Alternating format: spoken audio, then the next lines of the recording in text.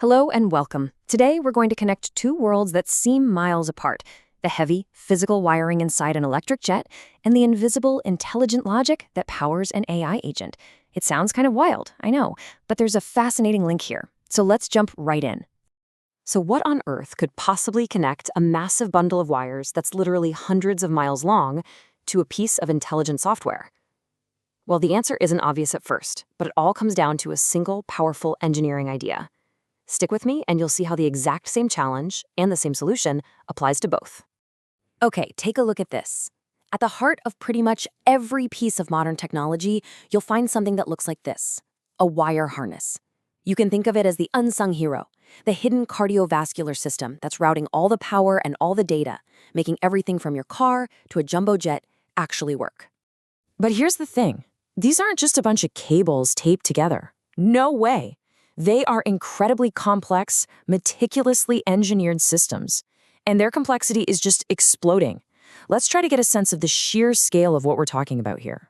All right, get this. A single advanced car can have up to 5 kilometers. That's about 3 miles of wiring packed inside of it. If you were to stretch it all out, end to end, that is a staggering amount for just one vehicle. And all that wire? Well, it adds up. It's got real mass. In some high-end cars, the harness alone can weigh over 150 pounds. It's actually one of the heaviest single components in the entire car. But if you think that's a lot, aerospace just takes it to a whole other level. A modern Boeing 787 relies on about 500 kilometers of wiring. Let that sink in. That's over 300 miles of wire connecting everything from the flight controls to the little screen you watch movies on. So as our technology gets smarter, its physical nervous system is getting exponentially more complex. We're seeing this especially in things like the new 800-volt EV architectures. This massive jump in complexity is pushing the old, traditional ways of designing and manufacturing these things right to the breaking point. Now, you might assume this is all built by sophisticated robots in some futuristic factory, but the reality is pretty surprising. Despite how high-tech these things are, the harnesses themselves are largely handcrafted. I mean, technicians are physically routing thousands of wires by hand on these giant boards. It's incredibly precise work, but it's also slow, and you can imagine really prone to human error. You see, the old way of doing things was completely disconnected. The electrical engineers would do their thing in one silo, and the mechanical engineers would be off in another. And this led to all sorts of expensive, frustrating mistakes, like a harness being designed perfectly electrically, but then it wouldn't physically fit in the car. The modern approach, though, it creates a digital thread, integrating the electrical and mechanical designs so they work in perfect harmony from the very beginning, catching those errors before they can ever happen. Okay, so we've seen how engineers are starting to tame all this physical complexity. Now, I want you to hold that idea of a harness in your mind because we're about to make a hard pivot. We're leaving the world of copper wires and jumping straight into the world of artificial intelligence. We're moving from the complexity of routing electricity to the complexity of routing, well, thought itself. And this brings us to what we call the AI harness. You see, a raw AI model, like a GPT, is really just pure potential. It's powerful, but it's not directed. It's the harness, all the code, the tools, the rules you wrap around it, that turns that raw potential into a useful, reliable agent that can actually get things done.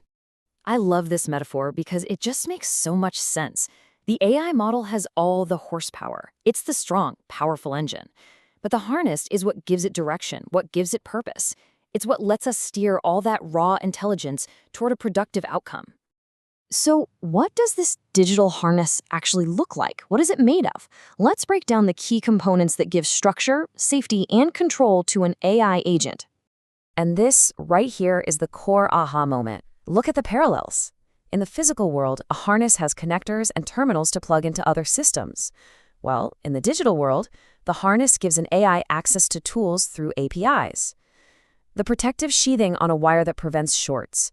That's just like a sandboxed software environment that prevents the AI from causing harm.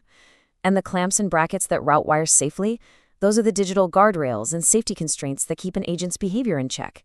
It's the same logic. So these concepts are really the pillars of digital harness engineering.